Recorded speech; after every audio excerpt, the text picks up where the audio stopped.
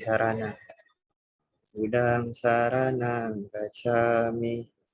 Dhammang saranang gacchami. Sangham saranang gacchami. Dutiyampi budang saranang gacchami. Dutiyampi dhammang saranang gacchami. Tatiampi dhammang saranang gacchami. Tatiampi sangham saranang gacchami. Aku berlindung kepada Buddha. Aku berlindung kepada Dhamma. Aku berlindung kepada Sangha. Untuk kedua kalinya, aku berlindung kepada Buddha. Untuk kedua kalinya, aku berlindung kepada Dhamma. Untuk kedua kalinya, aku berlindung kepada Sangha. Untuk ketiga kalinya, aku berlindung kepada Buddha. Untuk ketiga kalinya, aku berlindung kepada Dhamma. Untuk ketiga kalinya, aku berlindung kepada Sangha.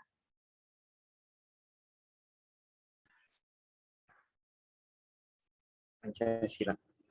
Panatipata, Weramani, Sikkhapadang, Samadhyami, Adinadana, Weramani, Sikkhapadang, Samadhyami, Kamesu micacara, Weramani, Sikkhapadang, Samadhyami, Musawada, Weramani, Sikkhapadang, Samadhyami, Surameraya,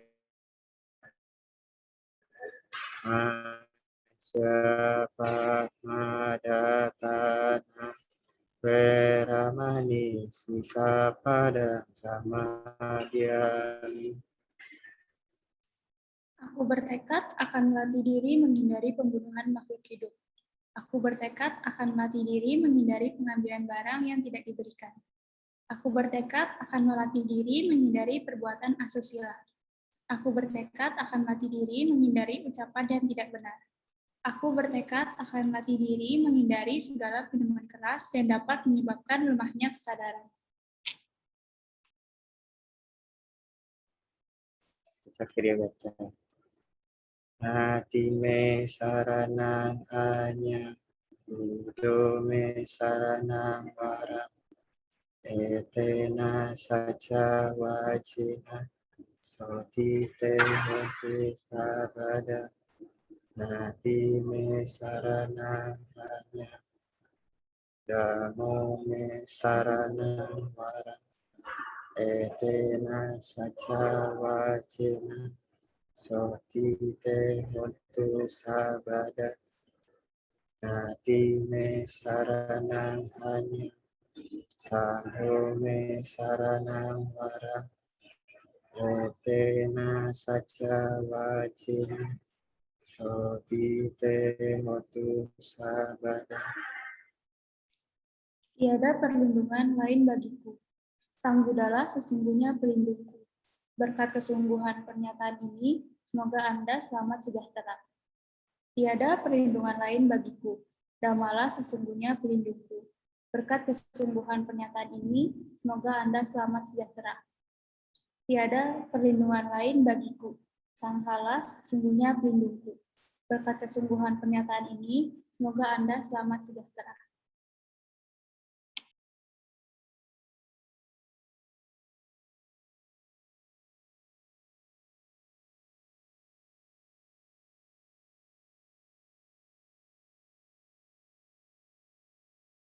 Teman-teman, kita meditasi bersama selama meditasi di program.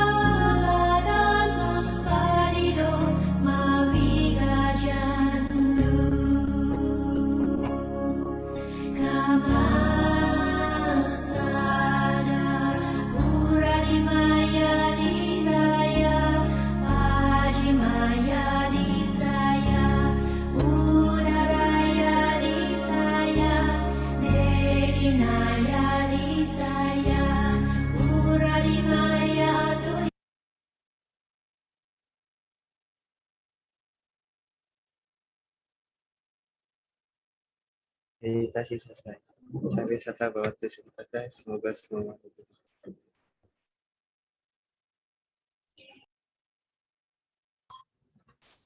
Terima kasih kepada William dan Katrisia. Nah, selanjutnya kita akan mendengarkan Dhamma Gita dari Lalita dengan judul Tegar.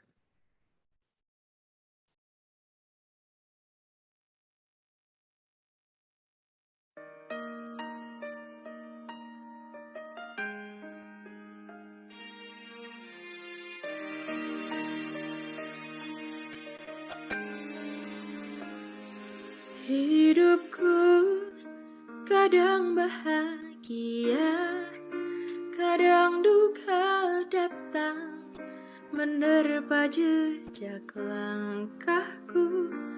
Namun ku kan selalu sadari segala yang terjadi memang buahku sendiri. Biar ku hapus keraguan, hapus kebimbangan yang hentikan mimpi-mimpi.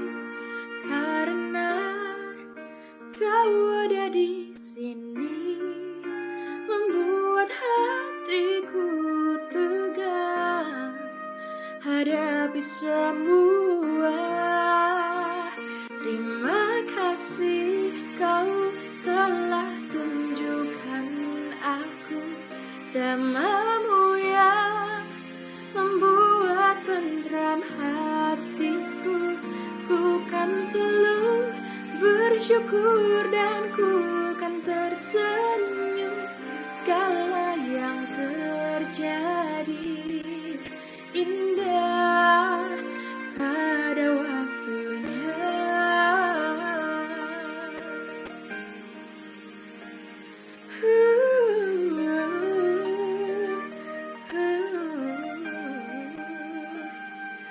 Karena kau ada di sini, membuat hatiku tegar hadapi semua. Terima kasih kau telah tunjukkan aku Dhamma-Mu yang membuat tentram hatiku. Ku kan selalu bersyukur dan ku kan tersenyum segala yang terjadi indah pada waktunya. Dan takkan pernah ku menyerah untuk terus menggapai bahagia.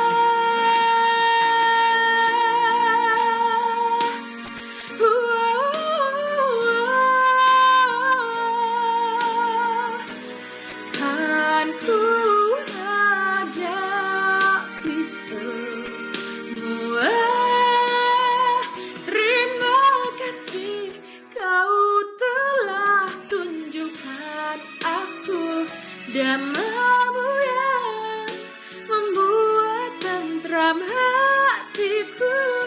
Ku kan selalu bersyukur dan ku kan tersenyum segala yang terjadi indah, segala yang terjadi indah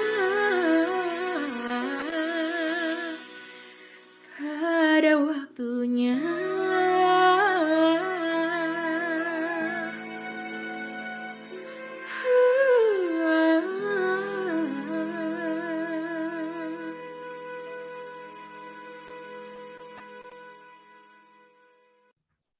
Wah, suaranya merdu banget ya. 11-12 sama aku nih. Aku mau kasih tahu nih kalau fun fact, Lalita ini itu juara 1 loh pas lomba nyanyi pas acara kita kemarin. Jadi Lalita juara 1 melawan 8 peserta lainnya. Suaranya bagus banget sih, cocok buat jadi juara 1. Nah, selanjutnya teman-teman kan kita udah kebaktian, udah denger Dhamma Gita yang merdu banget. Pasti udah gak sabar kan mau dengerin sharing Dharma dari Kokovic dengan tema Let's Be Family in Buddhist yang akan dimoderatori oleh Alicia. Untuk Alicia silahkan. Halo semuanya, selamat sore. Perkenalkan, nama aku Alicia sebagai moderator acara Study O'Clock hari ini. Pada hari ini ada tamu spesial nih, merupakan Ketua KMB tahun 2019. Lalu kita panggilkan Kokovic. Halo Kokovic, gimana kabarnya? Halo, baik. Semoga kamu juga baik ya. Ya, saya baik kok, sangat baik. Oke, daripada lama-lama lagi, aku bacain aja nih CV-nya. Ini sepengetahuan kita aja ya sebagai pengurus, jadinya aku nggak nanya, jadi aku lihat-lihat dari Instagram. Jadinya ini Kokovic pernah menjabat jadi Ketua KMB selama 2 tahun berturut-turut. Habis itu Sekretaris Hima PWK tahun 2020-2021, juga sebagai sekretaris di UKM Choir dari tahun 2020 sampai sekarang juga. Keren banget kan teman-teman? Nah, daripada lama-lama lagi, kita dengerin aja nih sharing Dharma dari Kokovic. Ya, terima kasih. Nah, sebelum kita mulai lah ya diskusi Dharma ini, jadi kita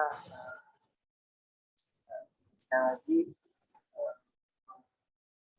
dua tangan untuk kita yang juga namo tassa bhagavato namo tassa bhagavato sama sambuddhassa namo tassa bhagavato asewana jabalana Panita nanti sewana puja dan puja niana minta manfaat. Ya, tadi saya sudah diperkenalkan sama Alicia ya, jadi kenalan salam Dhamma dari saya. Namo Buddhaya. Ya, jadi mungkin sebelum kita ini, jadi di sekitar untuk membaca menjadi jadi sekitar kayaknya 2 bulan atau 2 bulan lalu sepertinya saya udah dikontak sama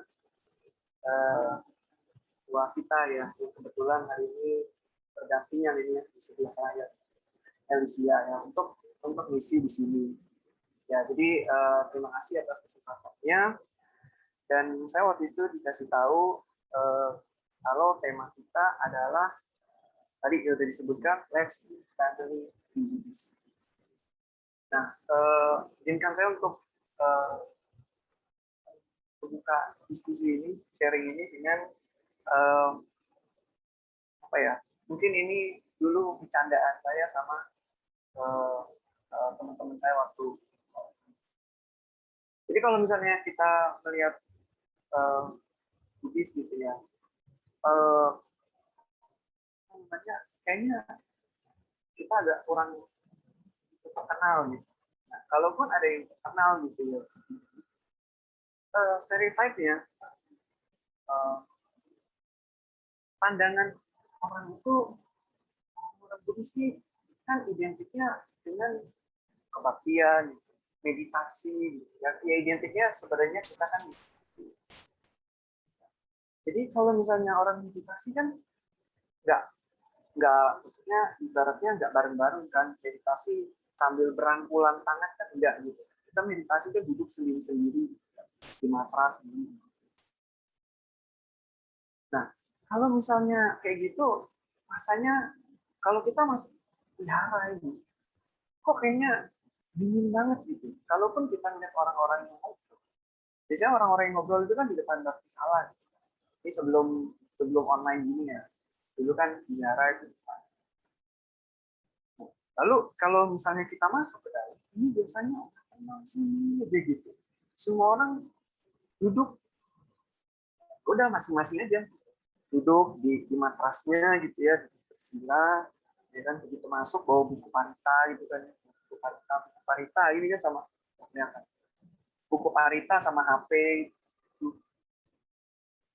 Terus ya udah, kalau lagi nggak ada kerjaan, ya paling buka-buka HP aja, atau enggak paling bolak-balik buku parita, baca parita-parita yang nggak penting baca gitu. Ada ya parita ini sampai acaranya.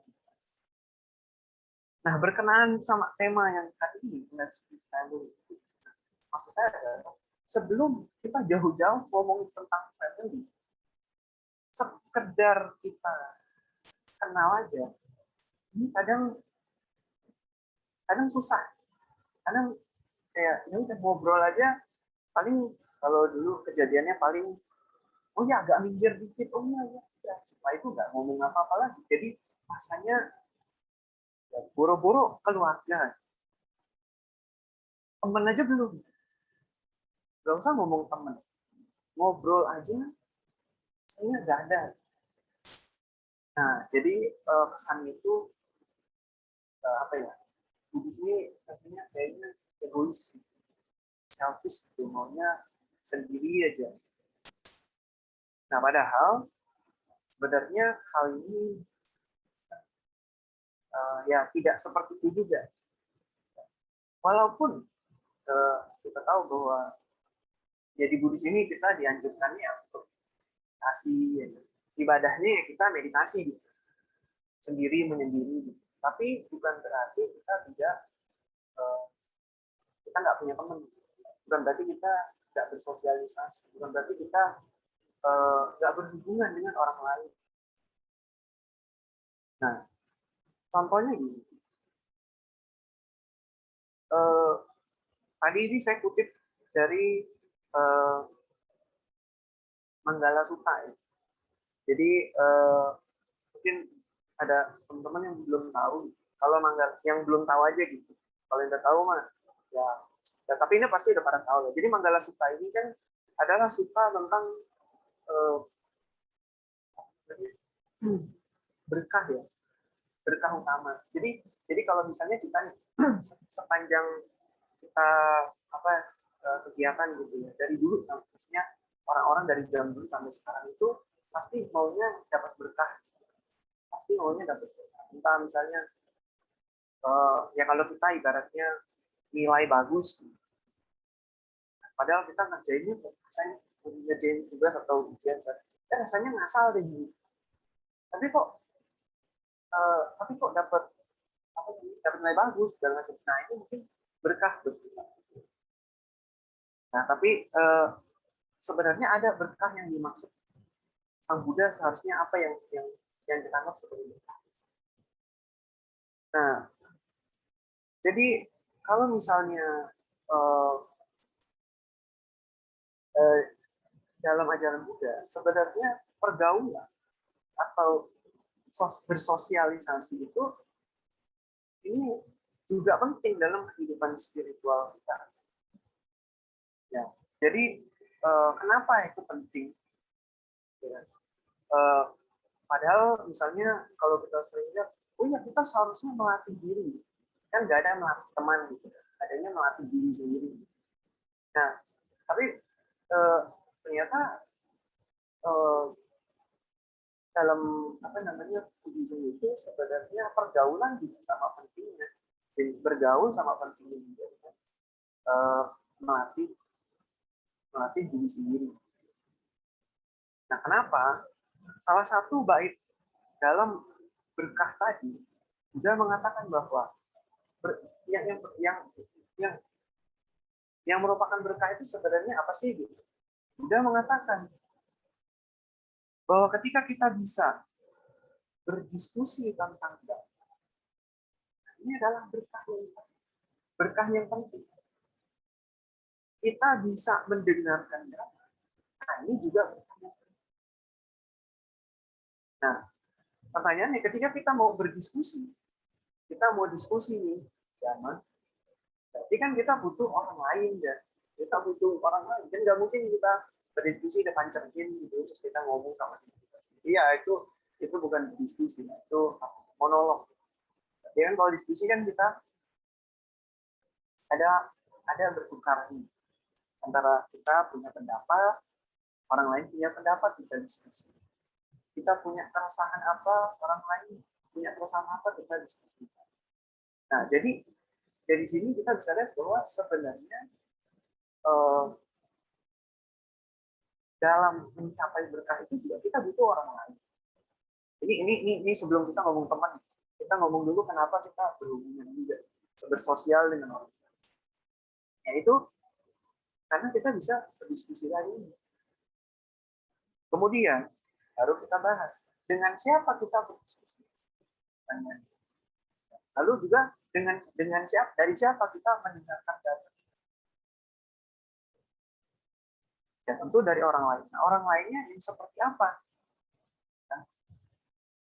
Jangan-jangan kalau kita dengarkan atau kita berdiskusi dengan orang yang salah, nanti yang kita dapat malah hal yang salah.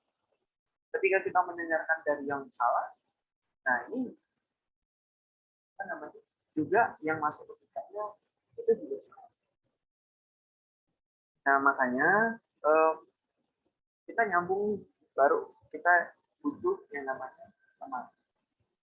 Kita butuh namanya teman. Nah teman yang seperti apa? Teman yang seperti apa? Nah kalau kalian tahu atau ya itulah, kalian tahu tentang si Galuh Suka. Jadi dulu udah pernah menasihati seorang pemuda yang namanya Sigala. Ya kalau kita mau bahas sutanya ya panjang ya, maksudnya secara keseluruhan itu panjang. Tapi intinya ada beberapa nasihat yang mungkin kita bisa diskusin sekarang. Salah satunya adalah Buddha pernah mengatakan bahwa kita perlu bergaul dengan teman yang baik dan yang tidak baik. Jadi kita mesti membedakan antara teman yang baik dengan yang tidak baik. Untuk tadi kita bisa berdiskusi tadi. Salah satunya ya kita bisa berdiskusi. Sudah mengatakan bahwa nah yang mana ya, teman yang baik ini? Nah, ini udah sering lah dibahas gitu ya, tentang mana sahabat yang baik, mana sahabat yang tidak baik. Nah, sahabat yang baik ini seperti apa? Sahabat yang ini orang ini itu kalau misalnya kita ada butuh bantuan, nah, ini orang bakal bantu kita. Orang ini akan bantu kita dengan baik dan juga dia akan selalu sedia gitu. Kalaupun dia nggak bisa ya itu sampai terpaksa banget dia nggak bisa bantu. Tapi kalau dia bisa bantu dia bantu. Yang kedua, ketika kita lagi sedih, kita lagi senang, dia ada. Jadi kita lagi senang, oh ya udah dia apa namanya ikutan sedih juga.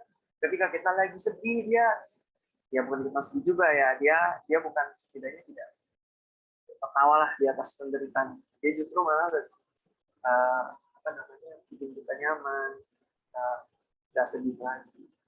Ketiga, dia selalu menunjukkan hal-hal yang berguna ke kita. Hal-hal yang berguna ini maksudnya gini, misalnya kita mau apa namanya berbuat jahat, dia ngasih tahu jangan. Mending kita berbuat baik aja. Ya, misalnya lagi dihara gitu. Nah, daripada ini mending kita dana. Nah, kayak gitu. Nah, ini sahabat cirinya. Yang keempat, dia punya apa namanya yang tadi itu si ketika kita sedih dia bisa membuat kita nah yang tidak baiknya seperti apa yang sebalik yang apa namanya yang sebalik ketika kita lagi seneng dia ada, kita lagi dia nggak ada, kita lagi berbuat jahat justru malah didukung gitu. Udah apa-apa misalnya apa ya bolos gitu lah ya, bolos kelas lah misalnya gitu. Males nih gitu. Males ikhlas lah. Iya ya, udahlah, kita cabut aja. Nah ini yang tidak baik. Lalu kalau misalnya kita punya prestasi yang diri itu bisa kayak gitu. Pasti orang baik. Pasti dia dibaiki. Pokoknya iri aja kalau misalnya kita punya satu pencapaian. Nah, dari penjelasan ini, nah di sini aja Buddha menjelaskan, oh ini teman yang baik, teman yang tidak baik. Nah artinya dalam Buddhis juga perlu untuk bertemu. Nah ini perlu untuk bertemu. Nah kenapa perlu untuk berteman? Atau maksudnya dalam artian kenapa kita mesti pilih antara teman yang baik dan yang tidak baik? Tadi yang di awal sebelum saya cerita segini panjang, saya juga ambil dari Magdalena tadi yang kalimatnya tadi berkah itu adalah asewana. Ketika kita tidak bersahabat atau ketika kita tidak bergaul dengan orang itu, kemudian panditan dan asewana. Ketika kita bergaul dengan orang, nah, sebelum salah paham nih, sebelum ada kesalahpahaman, yang dimaksud orang bodoh di sini, yang balanang ini, bukan orang yang bodoh dalam artian oh matematika nilainya jelek atau di sekolah atau di kampus dia tidak berprestasi, bukan yang seperti itu maksudnya. Yang dimaksud juga bukan itu. Tapi balanang di sini adalah orang yang tidak bisa membedakan mana yang baik mana yang buruk. Nah, contohnya tadi lah yang gampang itu yang salah bolos tadi. Atau kalau itu terlalu ekstrim untuk dibilang itu baik atau buruk ya. Oke, kita cari yang lebih ekstrim. Misalnya narkoba, ya kan kita biasanya kalau dengar berita ya, kalau yang usia ini biasanya narkoba, kalau enggak apa biasanya perpeloncoan, senioritas gitu, yang ngebully segala macam. Nah orang yang narkoba misalnya, mungkin saja dia udah tahu kalau narkoba itu nggak baik. Oh tapi apa namanya, tagihan, kok rasanya enak, misalnya. Oh rasanya kok kalau misalnya nggak pakai kok kayaknya nggak enak. Jadi saya mau ambil contohnya ngerokok yang lebih familiar ya. Cuman takutnya ini ada yang ini takutnya sakit hati. Kita ambil yang narkoba aja kan nggak mungkin kan ada di sini yang pakai kan ya, aman lah. Jadi udah tahu gitu itu buruk gitu bagi kesehatan dan memang dia nggak butuh itu, tapi dia masih terus melakukan. Nah yang dimaksud orang bodoh itu ya dimana dia udah tahu sebenarnya apa yang dia lakukan itu salah, tapi dia tetap melakukan gitu. Nah orang-orang yang seperti ini tidak seharusnya kita tidak bergaul dengan orang seperti itu. Loh kenapa? Dan ketika kita ada salah misalnya, nah orang ini justru akan makin bikin kita jadi-jadian ya. Udah nggak apa-apa itu mah santai aja. Nah ini yang mesti dijauh. Nah kenapa mesti apa? Lalu kenapa kalau misalnya kita bergaul dengan orang bijak itu adalah berkah? Loh karena Buddha pernah kasih perumpamaan seperti ini. Dulu istilahnya pakai kayu cendana.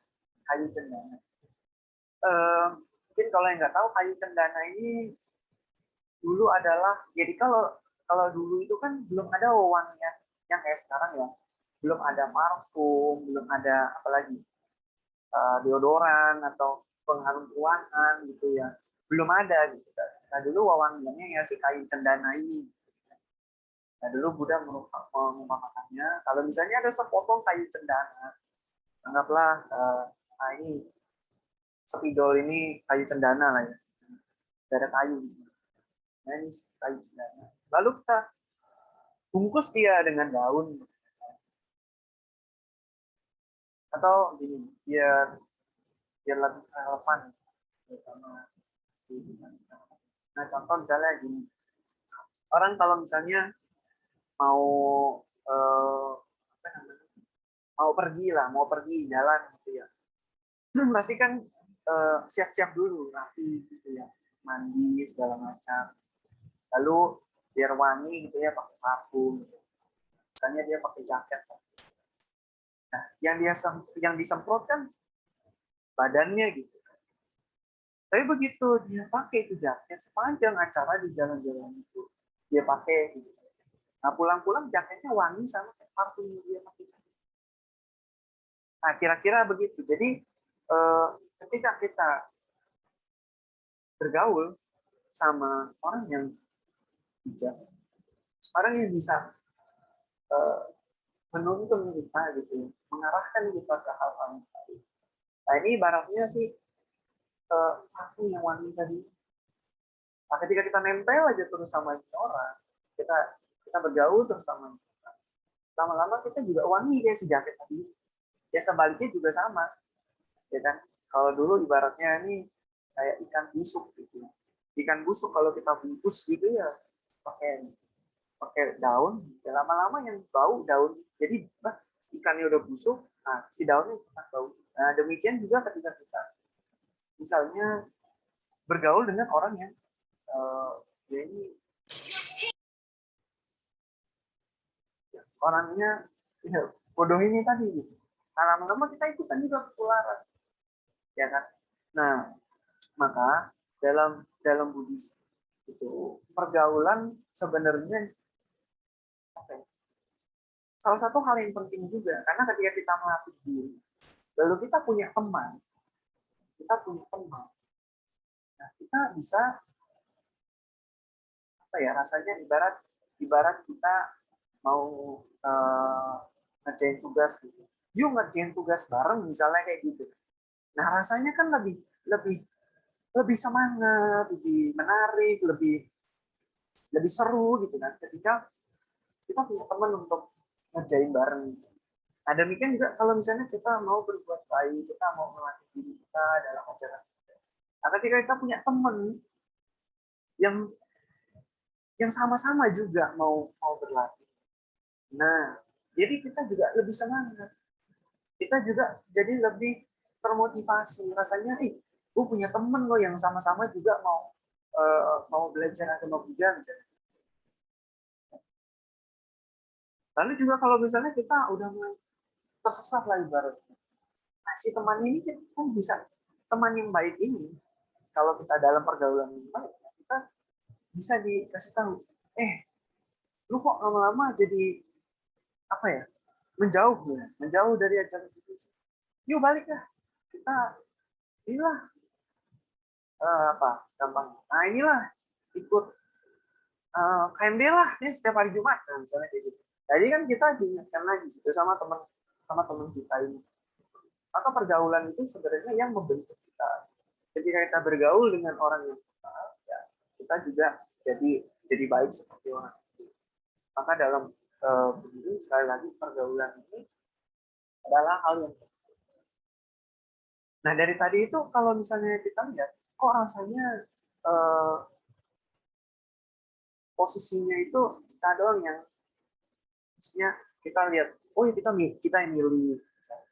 Kita yang milih misalnya, wah ini kayaknya nggak baik, oh ini kayaknya baik deh, gitu kan. Nah posisinya juga kita harus menjadi si orang yang baik ini, si orang yang baik. Nah kita juga harus bisa menjadi teman yang baik untuk mendukung teman kita. Ketika teman kita ada kesusahan, nah, kita ikut bantu dia. Ketika dia senang, ya kita ikut senang juga. Nah, dari pertemanan tadi ini,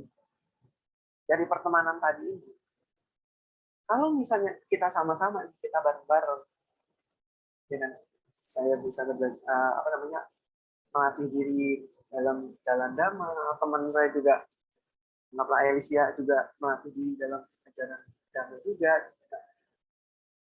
Kalau misalnya kita bareng terus gitu, nggak cuma berdua terus sama teman-teman.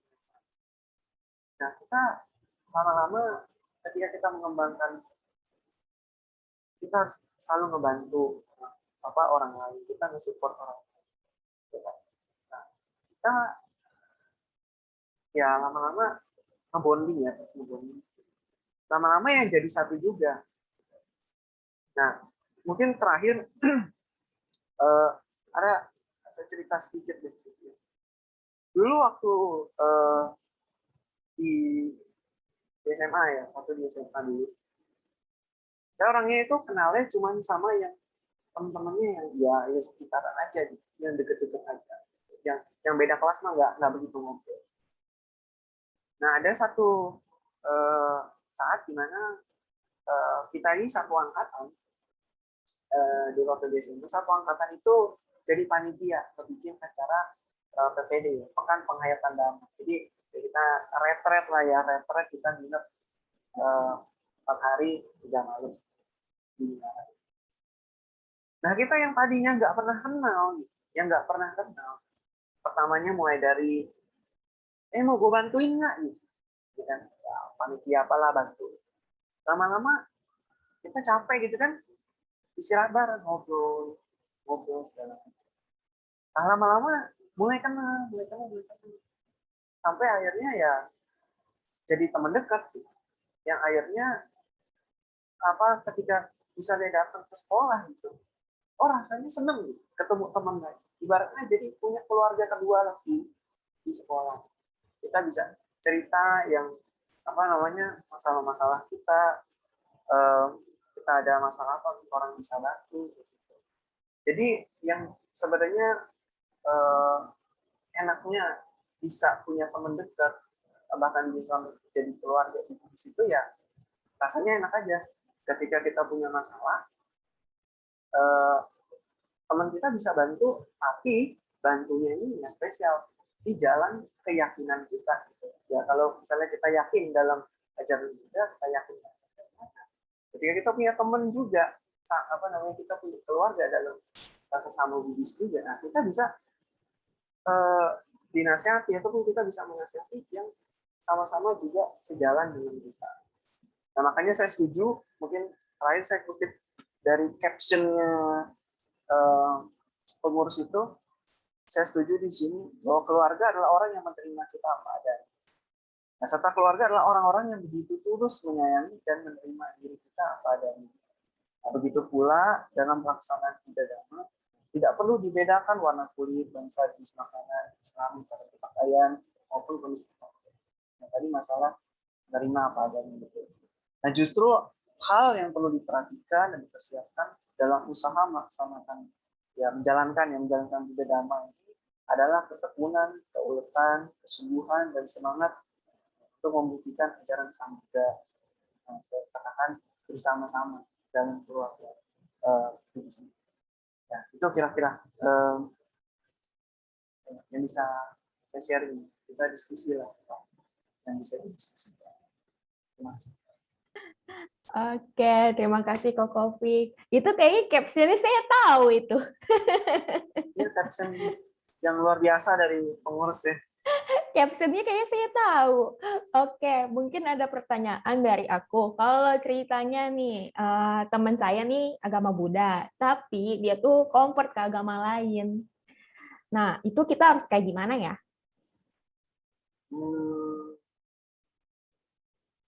Apa ya? Nerimo. Ya pertama kita hargailah, maksudnya dia punya pilihan. Nah, cuman, ini juga sama nih, biar saya jawabnya agak ringan. Jadi saya juga punya temen kayak gitu, dia pindah. Jadi dulu waktu SMA-nya dia Buddhis, gitu, tiba-tiba pas udah kuliah gitu kan, kita udah nggak begitu banyak ngobrol, kita ngobrol lagi ketemu. Kok sudah tidak nama budaya lagi gitu kan. Jadi udah pindah lah ya ke yang lain. Nah, waktu itu akhirnya saya coba penasaran, saya tanya dulu, saya nggak mau ngejudge dia langsung gitu. Ini mah ikut-ikutan misalnya. Saya coba berada di posisi dia gitu. Kenapa dia sampai mau pindah? Lalu saya tanya sekian. Ternyata, ini kalau dihubung-hubungkan ke family ini, ternyata dia bilang selama dia waktu di SMA itu, selama dalam diri itu, dia nggak merasa kalau dia itu bagian dari agama Buddha. Dia merasa dia kayak kalau dia masih dalam keyakinannya sama Buddha tuh rasanya sendiri gitu. Rasanya masalah dunia ini nggak terselesaikan gitu, masalah di dia. Nah, ketika dia pindah ini, dia pindah juga karena orang-orang yang dulu dengerin masalah dia. Terus ya apa namanya ya dibawa dengan keyakinan yang itu, akhirnya dia lebih merasa nyaman. Jadi kalau saya bilang sih ya masalah nyaman-nyaman. Ya kalau dia memang sudah pindah ya kalau boleh buat jadi harga aja. Tapi kalau dia mau balik lagi ya jangan di ini ya ceng-cengin gitu. Ya diterima lah gitu. Oke, itu masukannya. Nah, kok ini ada pertanyaan dari terakhir, namanya aku sensor aja ya. Kok kan pernah menjabat nih sebagai ketua KMB 2 periode. Nah, menurut Koko kenapa sih kita harus mesti join KMB? Selain itu karena keharusan dari BEM gitu kok. Nah, itu ada yang nanya. Oke, selain keharusan dari BEM. Dulu waktu pas saya masih di SMA mau kuliah, saya mikir dulu kan maksudnya di SMA itu kan aktif ya, maksudnya ngurusin kegiatan Buddhis di sekolah.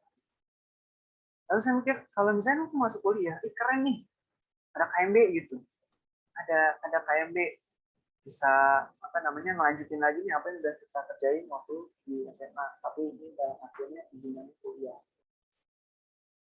Ya walaupun kalau diceritain ya intinya ya tidak semulus itulah di KMB ini gitu kan. Nah makanya sekarang kan kita udah mulai ya. Kan. Tadi apa keuntungannya ya? Kenapa kita harus join gitu ya? Dulu apa namanya yang saya pikirin itu adalah kalau misalnya kita sepanjang hari, maksudnya sepanjang minggu gitu ya, Senin sampai Jumat gitu, kita kuliah aja gitu. Dan kita belajar, kita ngerjain tugas, kita pusing segala macam. Nah pengennya, biasa kan dari dulu tuh kegiatan agama tuh kesini Jumat tuh.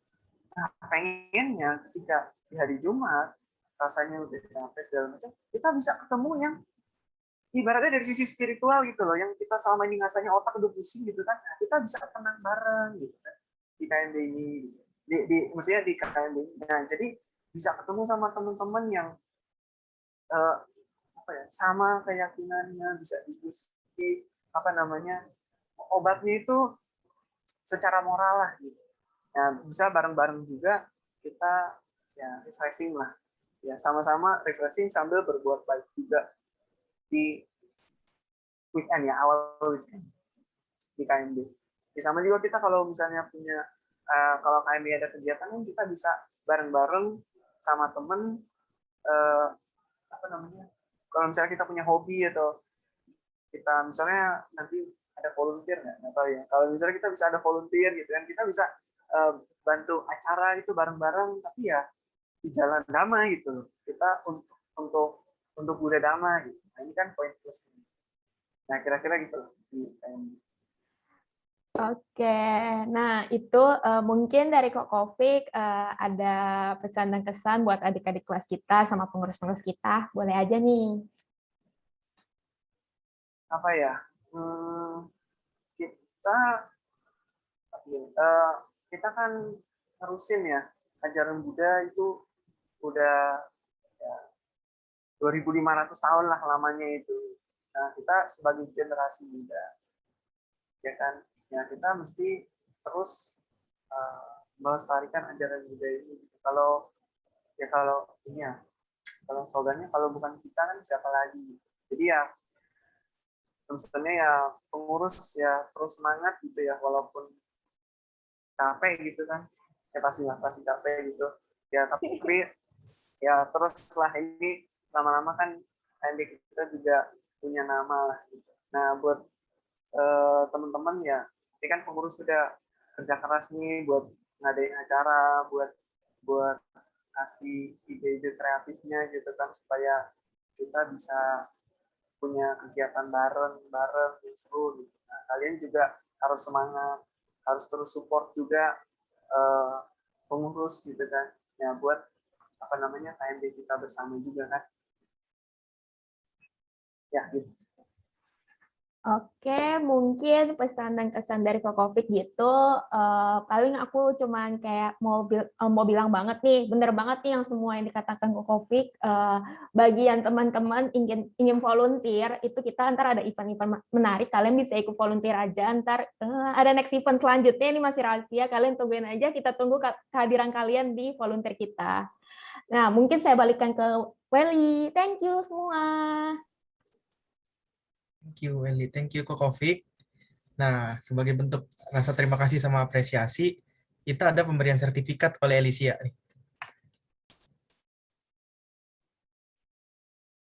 Boleh, Alicia? Oke, mungkin PPT sertifikatnya boleh di-share.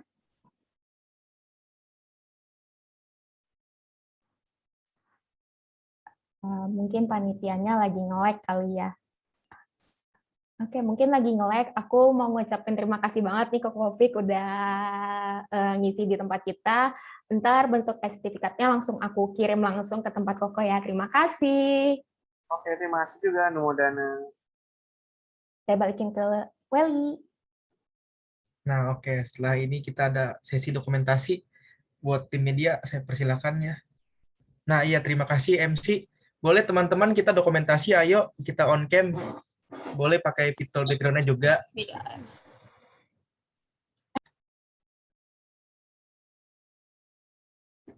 Ayo on cam nih, cuma 1 halaman kok. Ayo guys, tunjukkan wajah cantik ganteng kalian. Nah, saya lihat udah banyak nih on cam nih. Mulai aku foto ya. 3, 2, 1. Sekali lagi ya. 3, 2, 1. Nah, oke, udah. Terima kasih teman-teman yang udah on cam.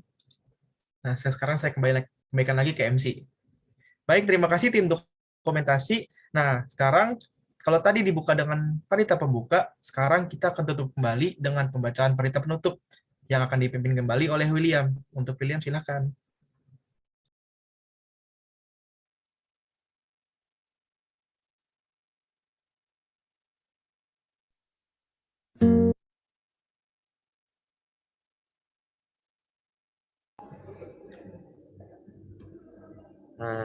Mari teman-teman kita membacakan Etawata. Etawata ca'amihi sambatan punya sampadang sabe dewa dantu sabah sampati sidia. Etawata ca'amihi sambatan punya sampadang sabe buta numo dantu sabah sampati sidia. Etawata ca'amehi sambatan punya sampadang sabe sata numo dantu sabah sampati sidia. Akasata cabu mata dewa naga mahidika punyamtang anumoditwa cirang rakantu Akasata jabu mata dewa naga mahidika punyamtang anumoditwa cirang rakantu Indonesia.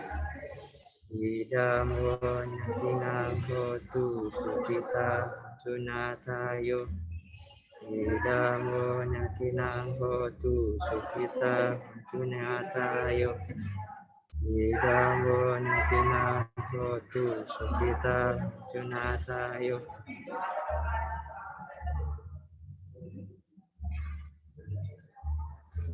Dewo asa tukalena sasa sampati hotu cak.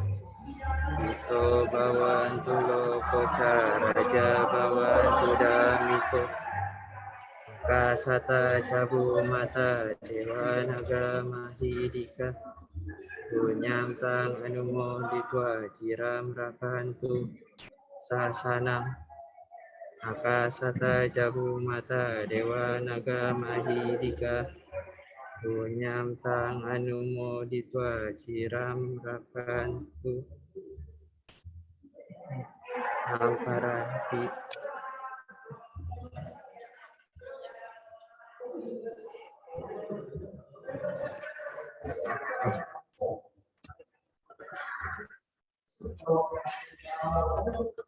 Jadi teman-teman kita membacakan nama para dapat. Arahan sama Sambuddho dan Bhagavata Viwade Swakato Bhagavata Dhammo Namasa Supatipano Bhagavato Savakan Sangho Santang Namani.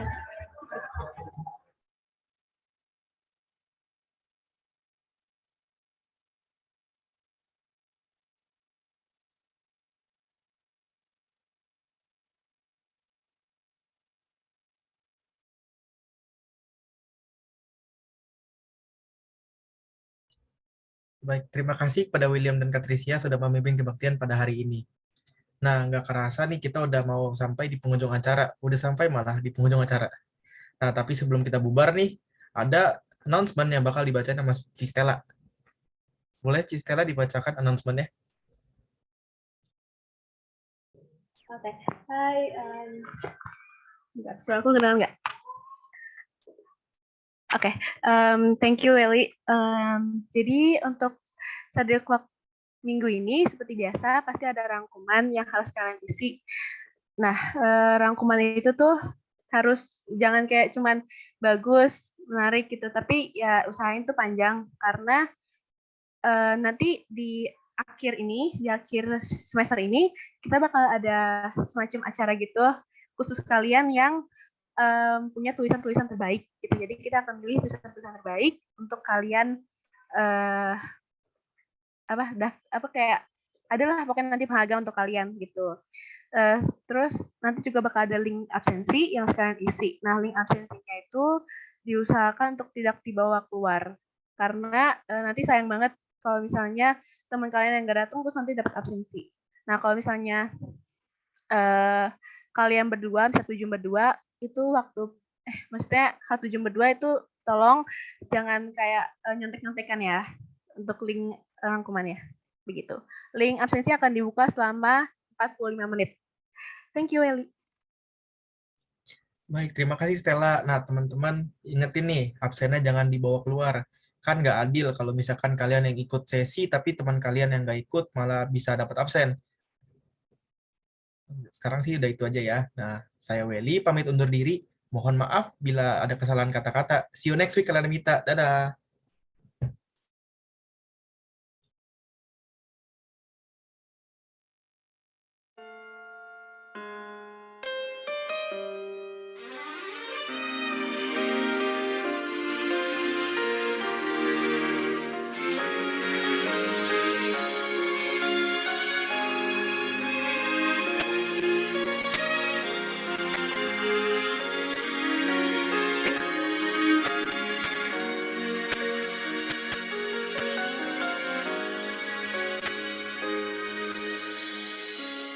I've been looking for so long through the darkest path of all, climbing up only to fall again, to find the one eternal light.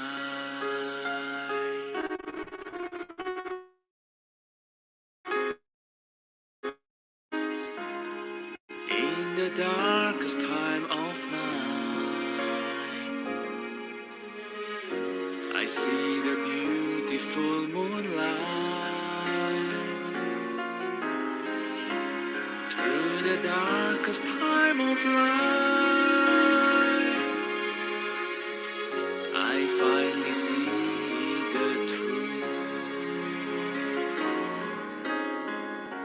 the truth that blows away the dark clouds in my mind. Now I have found a way. Only Dharma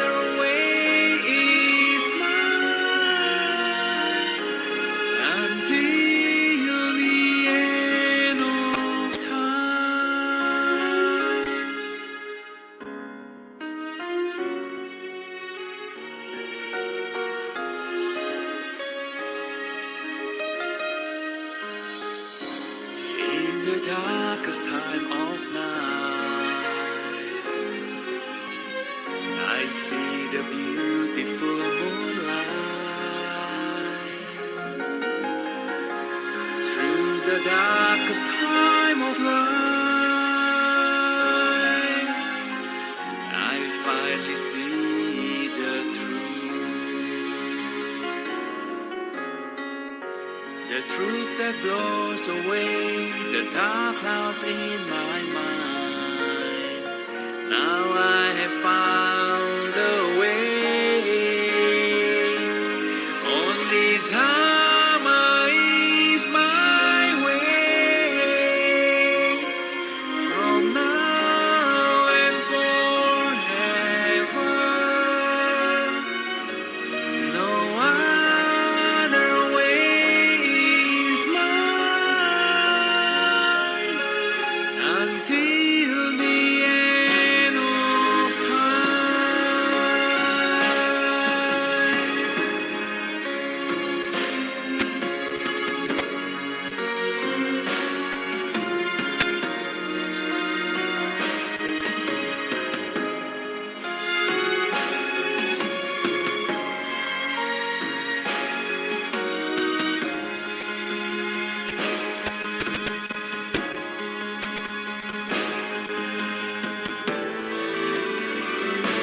Only Dharma is my way.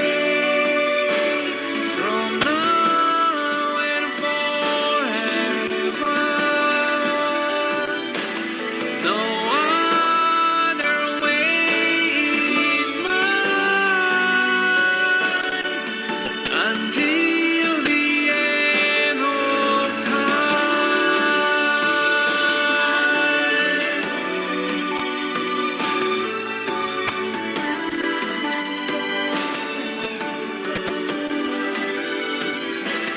No other way is mine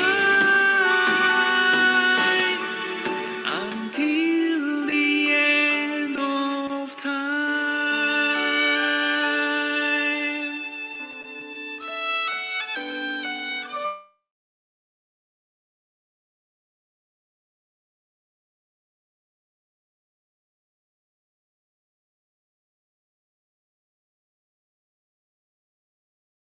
Yay, thank you Helen, Darmadi, sama Vincent. Gimana? Udah selesai?